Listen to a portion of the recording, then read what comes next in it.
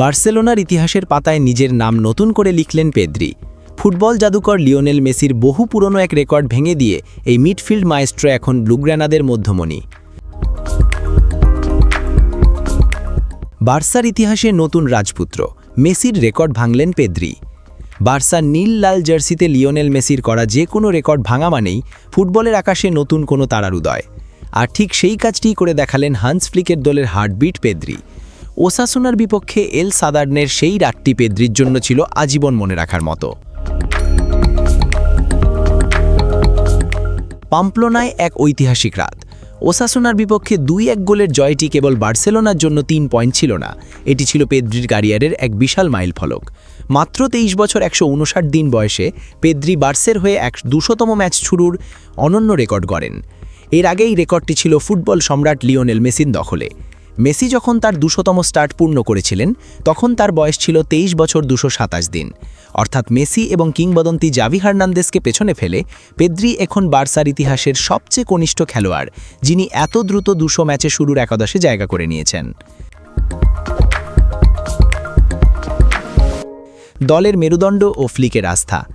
গ্যাভির মতো প্রতিভাবান খেলোয়াড় দলে থাকা সত্ত্বেও 23 বছর বয়সী পেদ্রি এখন মাঝমাঠের প্রধান সেনাপতি। কোচ ফ্লিক তাকে দলের অপরিহার্য স্তম্ভ হিসেবে ঘোষণা করেছেন। ফ্লিকের আক্রমণাত্মক সিস্টেমে পেদ্রির টেকনিক্যাল দক্ষতা এতটাই গুরুত্বপূর্ণ যে তাকে ছাড়া এখন বার্সেলোনার মাঝমাঠ কল্পনা করাও কঠিন।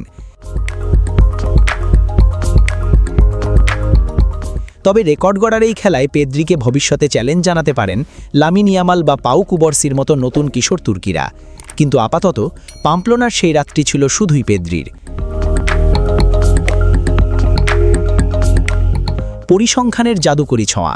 চলতি মরশুমে পেদ্রির পারফরমেন্সই বলে দেয় কেন তিনি স্পেশাল।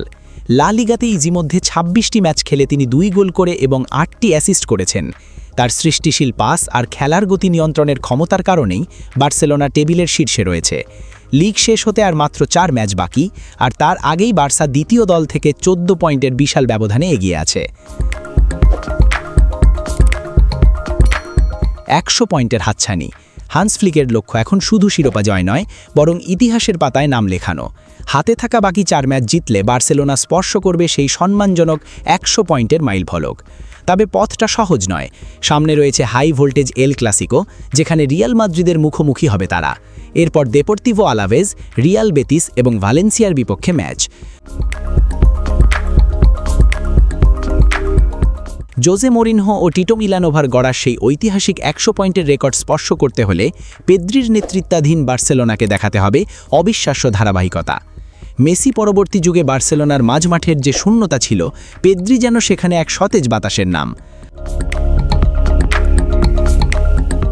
আপনার কি মনে হয়, পেদ্রি কি পারবে বার্সেলোনাকে তাদের সোনালী দিনগুলো ফিরিয়ে দিতে? কমেন্টে জানান। লাইক এবং সাবস্ক্রাইব করে স্পোর্টস বাংলা আপডেট চ্যানেলের সাথেই থাকুন। দেখা হচ্ছে পরের ভিডিওতে। ধন্যবাদ।